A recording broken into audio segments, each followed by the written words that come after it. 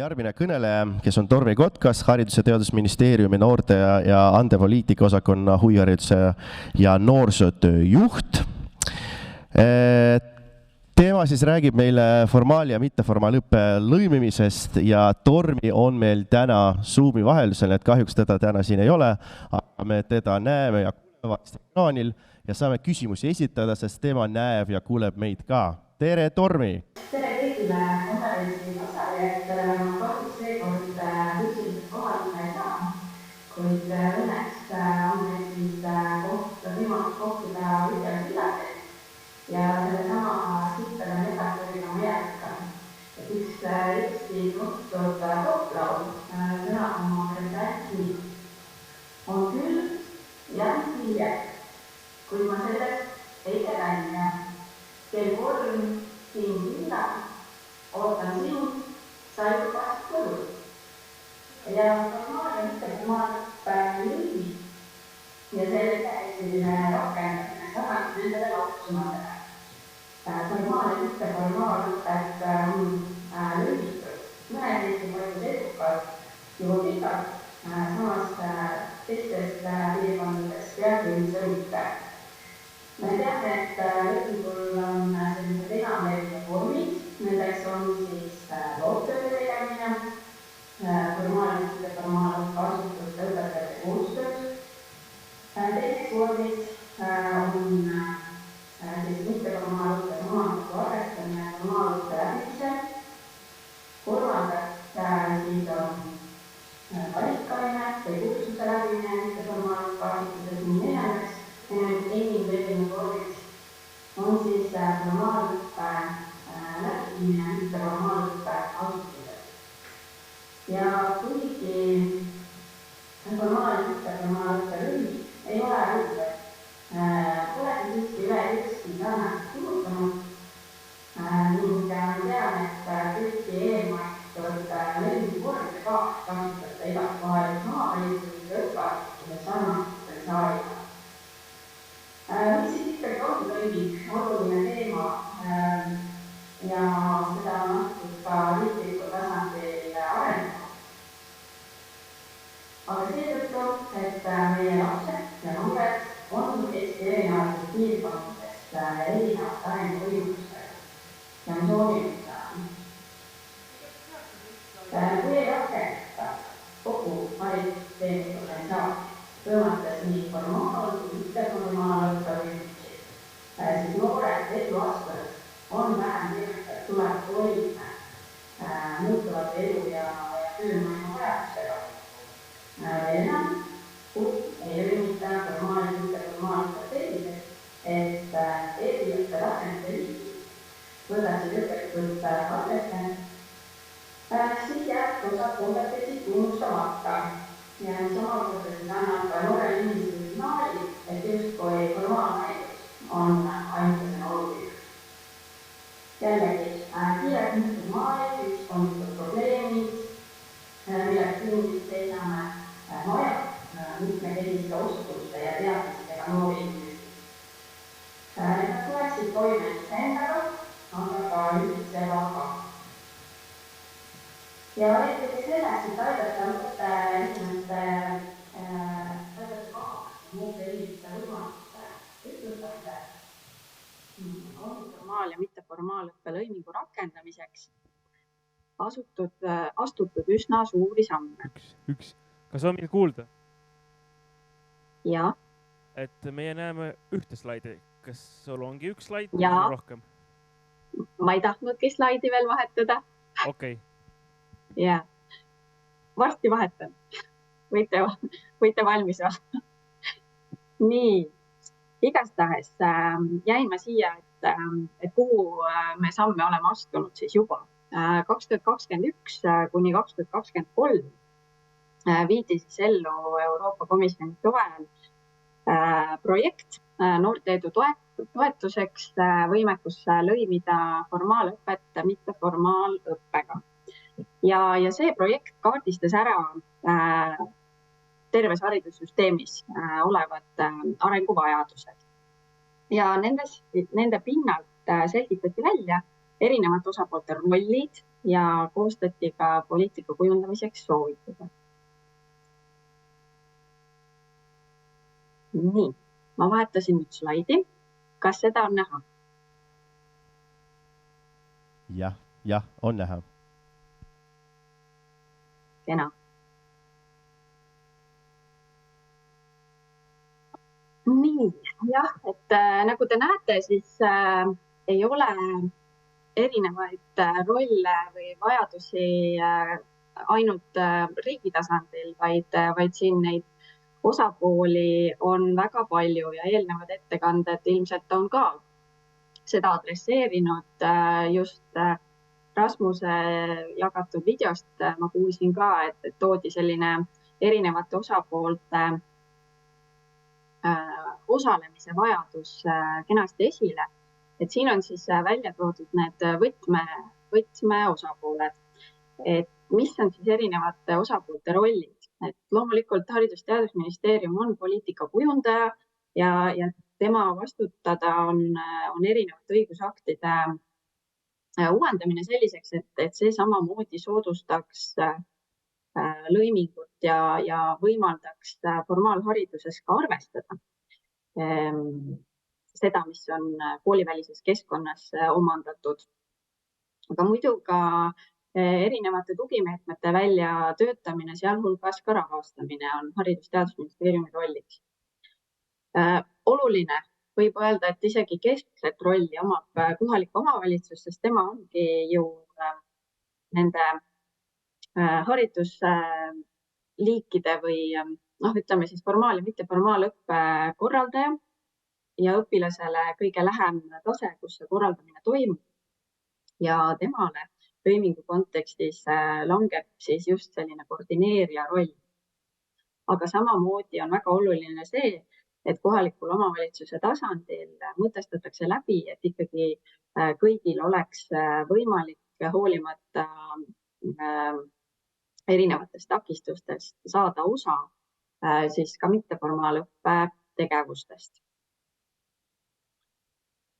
Kesksel kohal on muidugi need nii-öelda teenuse tarbijad ehk siis see õpilane, kes osaleb nendes tegevustes, et tema roll on kindlasti võtta osa, leida endale see meelepärane, huvipärane tegevus, võtta osa ja muidugi analüüsida, reflekteerida selle üle, mida ta seal mitteformaalse õppe käigus on omandanud ja seda rakendada. Aga lapsevanem on siis see, kes toetab seda õpilast, aitab kokku viia lapse huvid ja siis ka potentsiaalsed teenusepakkujad ja vajadusel ka siis seisab lapse huvide eest ka näiteks formaalõppeasutuses. Kui on vaja ikkagi tõendada, et laps on kuskil käinud koolivälises tegevuses midagi õppimas, ennast arendamas, et siis lapsevanemal on siin ka väga oluline roll seda teadvustada. Nüüd üldhariduskool mängib siin selles mõttes väga olulist rolli, et seal luuakse need tingimused, pannakse paika põhimõtted, kuidas koolivälist õpet arvestatakse siis õppekava täitmisel. Ja kindlasti on siin vajalik ka see, et on läbi mõeldud, et kelle poole see noor inimene saab pöörduda, kui ta soovib koolivälist õpet saada arvestatud. Ja enamik konverentsil osalejaid ilmselt kuulub siia mitteformaalõppe pakkujate hulka, siis loomulikult teil on oluline roll õpet läbi viia ja seda hästi teha. Kindlasti ka teha koostööd siis formaalõppe pakkujatega. Ja mis see siis tähendab? Siin ma kirjeldasin ära erinevad osapooled ja nende rollid, aga see on niisugune üldine kirjelduse tasand. Selle projekti käigus anti ka üsna konkreetsed soovitused erinevatele osapooltele, mida nad peavad siis tegema selleks, et formaalõppe rakenduks üle Eesti sarnaselt. Ja nüüd ma hakkangi kirjeldama neid neid ülesandeid, mis siis erinevatele osapooltele on antud.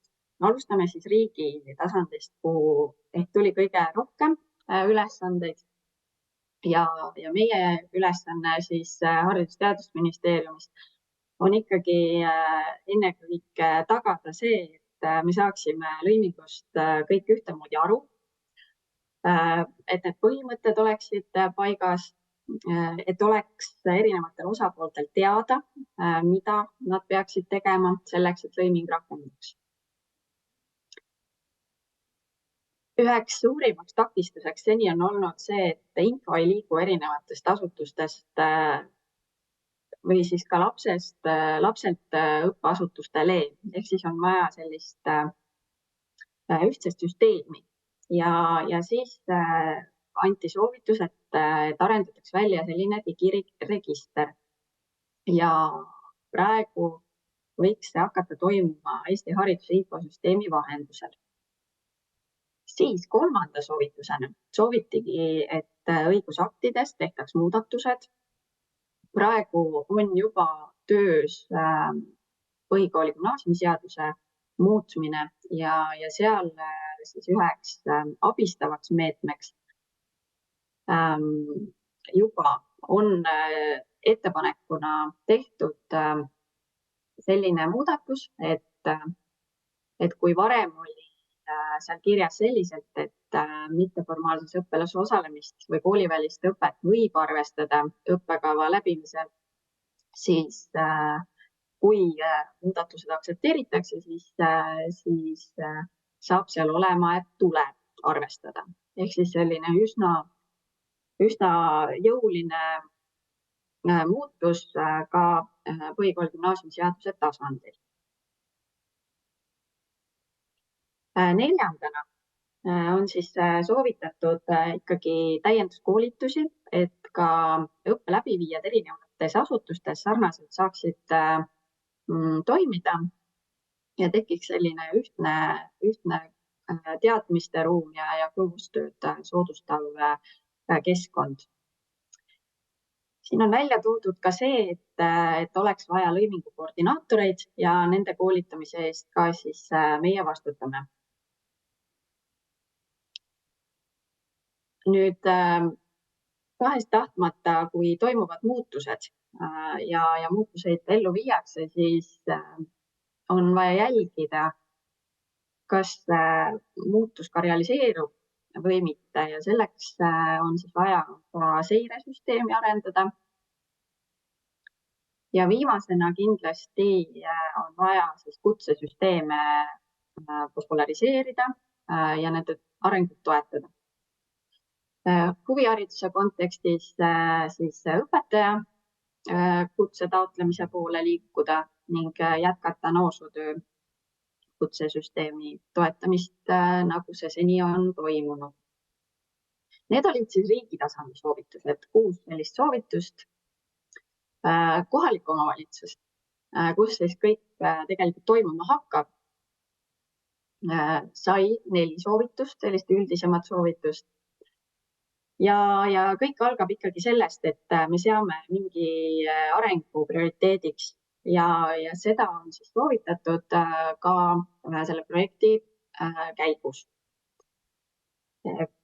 Keegi peab ka kohalikul tasandil seda muutust juhtima ja selleks ongi siis vajalik lõimingu koordinaatori roll luua.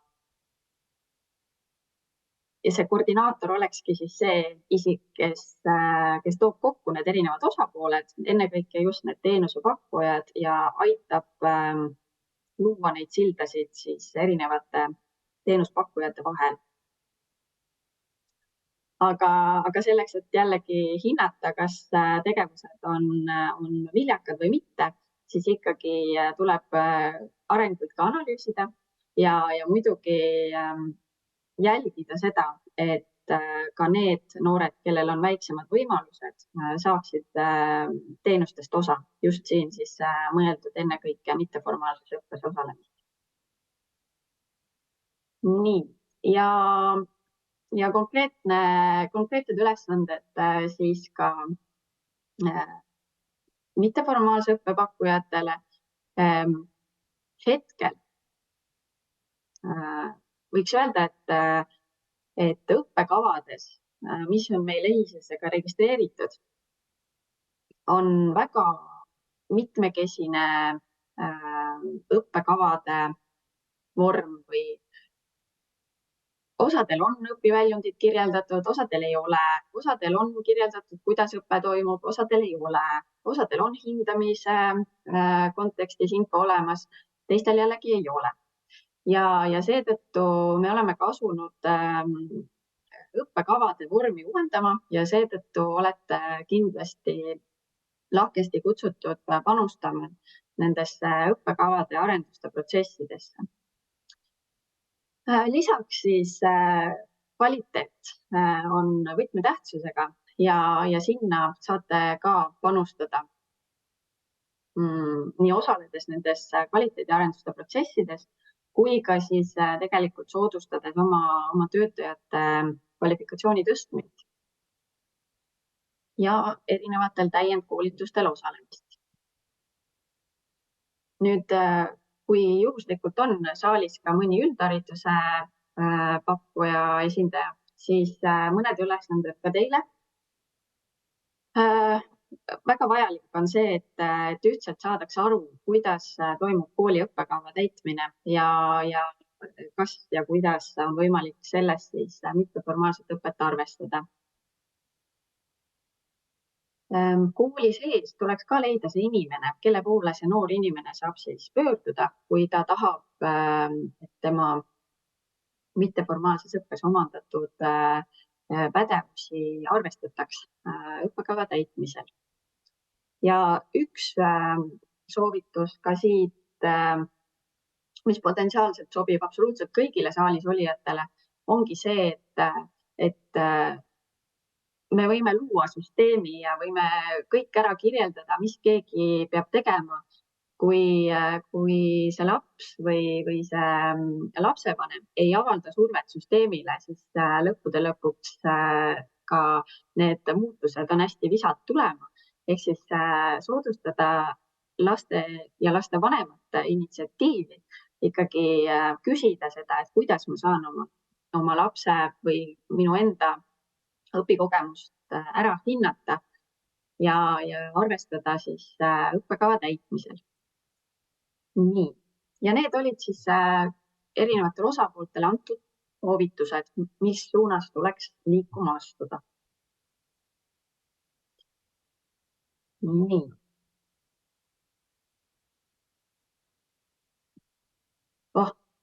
Ja ma tulen nüüd tagasi siia oma ettekande alguse juurde, et formaalõppe ja mitteformaalõppe rakenduks. Ehk siis sellel sillal kell 3 öösel või päeval peavad kokku saama erinevad osapooled. Riigi tasandilt oleme toetamas nende sammude tegemist, et mitteformaalõppe lõiming rakenduks ja üle Eesti ühtlasemaks saaks. Näiteks on arendamisel tõendite lisamise võimekus EHIS-esse ka huvikoolidele. Et ma ei tea, kas Märt Sults on veel saalis. Ta eile tegi ettekannet, aga kas ta täna on ka saalis? Keegi võiks öelda või näe, siin väike pilt on. Ei ole või on? Jah, kuuled praegu? Hallo. Ma nüüd hästi aru ei saanud, aga igastahes ma tervitan teda, kui ta ka seal on ja kinnitan talle, et kui ta mulle siin, ma arvan, et aasta tagasi helistas ja üsna pikalt sellel teemal ka rääkis, siis me oleme arendamas EHIS-t, et see võimekus tõendite lisamiseks tõesti sisse viidud saaks.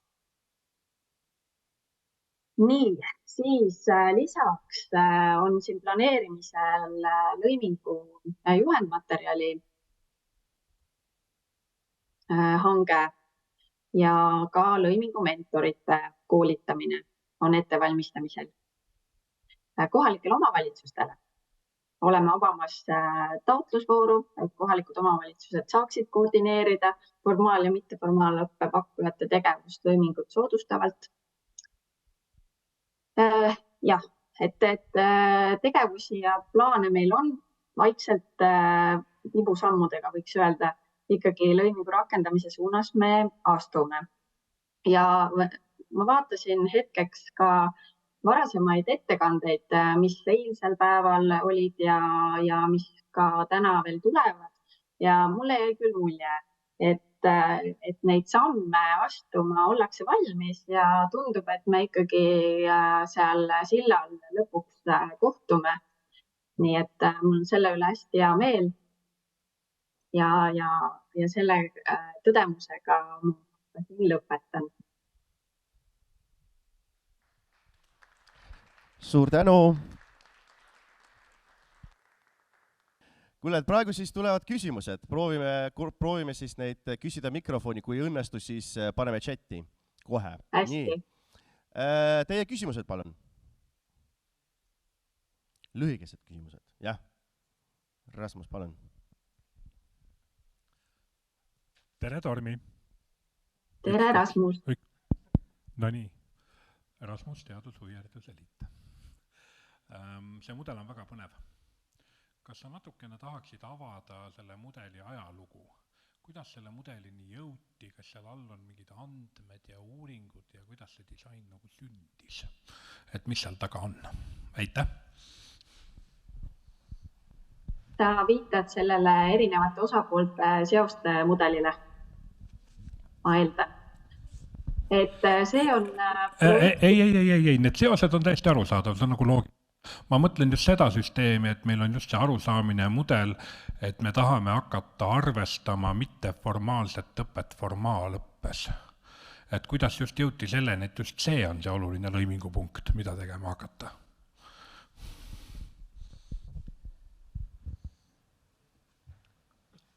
No siin on erinevad taustad. Ikkagi seal on seos natukene Euroopa tasandil toimuvate muutustega, et ikkagi meie ühiskond on arenenud sinna suunda, et meil ei piisa enam sellest, et me oleme formaalselt väga hästi haritud, vaid ikkagi me oleme märganud seda, et me ei rakenda inimeste potentsiaali piisavalt ära ja see, kui me arvestame ära ühest küljest mitteformaalses õppes omandatud, siis me toome nähtavale erinevatele osapooltele, olgu see siis lõpuks näiteks tööandja või enne seda ka järgmine õppeaste. Ka sinna liikumiseks on oluline, et oleks see info teada, mida keegi on omandanud erinevates õppeliikides. See on nagu üks asi, et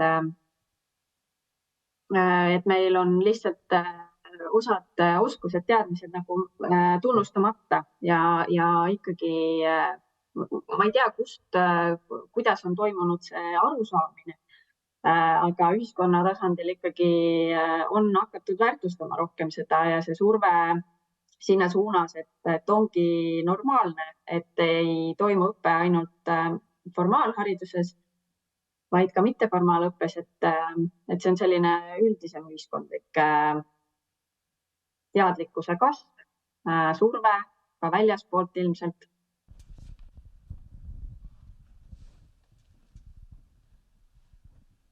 Nii, palun veel küsimusi saalist. Jah, tuleb järgmine küsimus. Ja Kalev Vaidla siinpool, Kiili kunstide kool.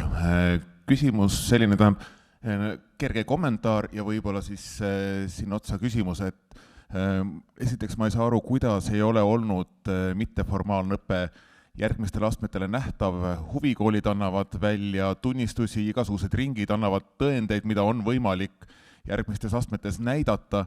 Minu jaoks, nii palju kui mina olen selle lõimingu protsessiga olnud seotud ühte või teistpidi, minu jaoks ikkagi on arusaam see, et selle keskmes peaks olema ja saaks ainult olla ikkagi õpilane ise ja just see, et tema potentsiaal tulevikus saaks paremini avatud, et ta saaks neid asju, milles ta tugev on, milles ta tahab areneda, mida ta huvihariduses omandab, et ta saaks neid asju ära kasutada nii-öelda oma nimetame ainepunktideks, praegu see küll nii päris ei käi, aga et ta saaks oma hariduse osana seda kasutada, et ta ei peaks oma aega mõttetult kulutama koolis samu asju uuesti õppides, et minu jaoks nagu see lõiming kaotab igasuguse mõtte, kui eesmärk on ainult see, et järgmine aste saaks midagi teada, sest et seda saab ta teada nii või naa, kui õpilane sellest vähegi huvitatud on, sest praktiliselt kõik huvihariduse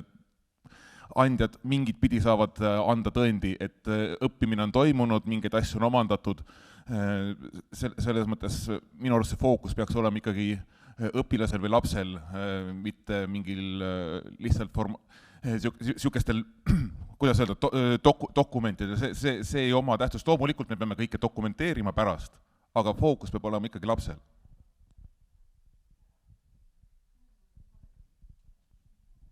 Jah, kui ma sain õigesti aru, et tõepoolest, ega see fookus ongi ju lapsel.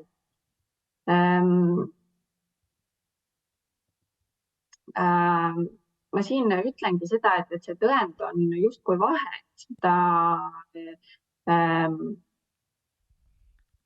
Ta võimaldabki võib-olla natukene lihtsamini liigutada infot ühest astmest või ühest haridusliigist teise. Jah, see projekt iseenesest ju kestis meil 2 aastat, tuues välja kõiksugused probleemid ja tõepoolest meil täiskasvanutena tundub see, et lapsel jubedalt oleks vaja aega kokku hoida, kuid see uuring tõi väga huvitaval kombel välja selle, et lastel jah, koormus on mega suur, aga nad ise seda ei taju, et see oleks nende jaoks kuidagi negatiivne või et nad tahaksid seda vähendada, nad ei soovi erikohtlemist, mis on iseenesest hästi huvitav, et vähemalt need, kes piloteerimisel osalesid, võib-olla siin on Viljandi inimesi ka, siis nad ütlesidki, et nemad ei soovi erikohtlemist, et nad on harjunud sellega, et neil ongi suurem koormus võib-olla nädala sees. Aga lapsevanematena loomulikult me saame aru, et kui me näeme, et laps enam ei jaksa, see jõud raugeb, siis me soovime leida mingisuguseid lahendusi, et lapse päev lüheneks, et ta ei peaks võib-olla nii palju kodutöid tegema. Et võib-olla on koolis võimalik leida seda aega, et tihtipeale, kui laps on huvitatud näiteks muusikast, siis ta hea meelega tegelikult oma muusikatundi ikkagi läheb, sest see on nagu see koht, kus ta saab ka särada. Ja ta on valmis tegema tegelikult topelttööd. Muidugi, kui tal on vaja valida, et tal kodutöö on muidu tegemata või tahab hoopis midagi muud selle asemel teha, lugeda raamatut või puhata, et siis see õigus talle selle lõimingu käigus võiks tekkida. Aga see ei ole üldlevinud ja seda me püüamegi rakendada, et üle Eesti tekiksid lastel rohkem valikuvõimalusi, et kui tal on juba see õppeaine sisu omandatud, siis ta ei peaks tegema topelttööd. Aga ta võib, kui ta tahab.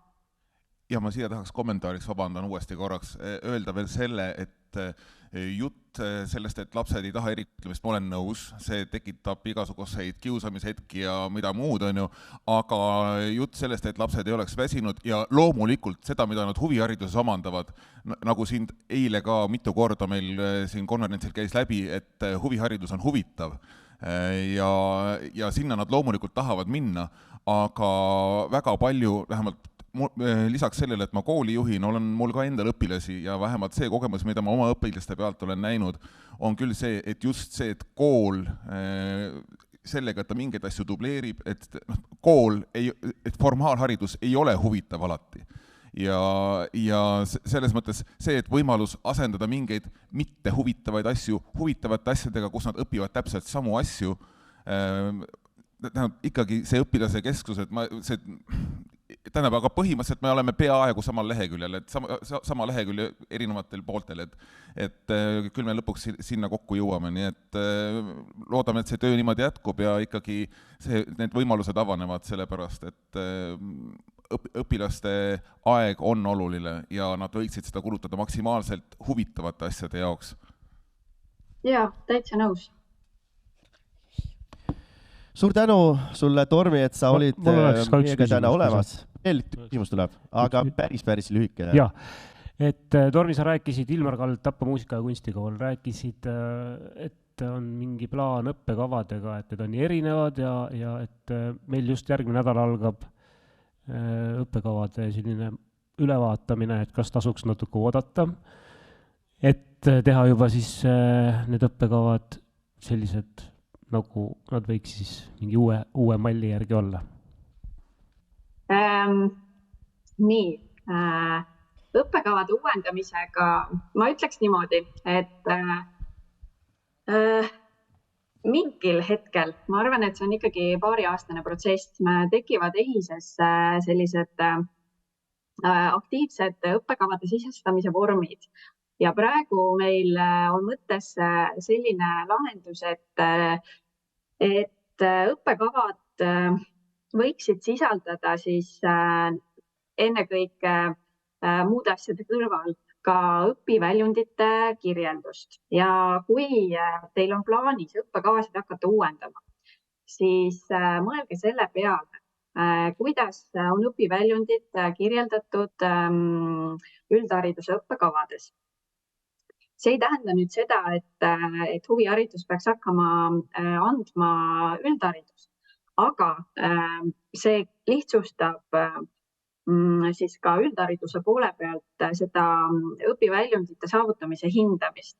Et kui te plaanite õppekavasid uuendada, siis võtke ette üldhariduse õppekava sellises sõnastuses, nagu ta on, olgu seal siis need üldpädevused või siis ainealased pädevused ja see muu kirjeldus, õppeprotsesside kirjeldus võiks õppekavades olla kirjas ja võib-olla ka siis see, kuidas me hindame seda, et need õpiväljundid ka saavutatud on mitteformaalsed õpped. Et need on võib-olla need 3 sellist võtmetähtsusega komponenti, mis uutes õppekavades sees võiksid olla ja millest teie võiksite ka siis, kui te hakkate uuendama siin lähiajal oma õppekavu, võiksite seda siis arvesse võtta. Et ma ei taha küll pidurdada teie indu õppekavu uuendada, sest kui te olete selleks valmis, siis tehke seda, aga lihtsalt lähtudagi sellest, et te püüate ütlustada siis üldhariduse õppekavade õpiväljunditega, püüate kirjeldada ära need hindamisviisid, mis ei tähenda, et te peaksite kindlasti hakkama hindeid panema.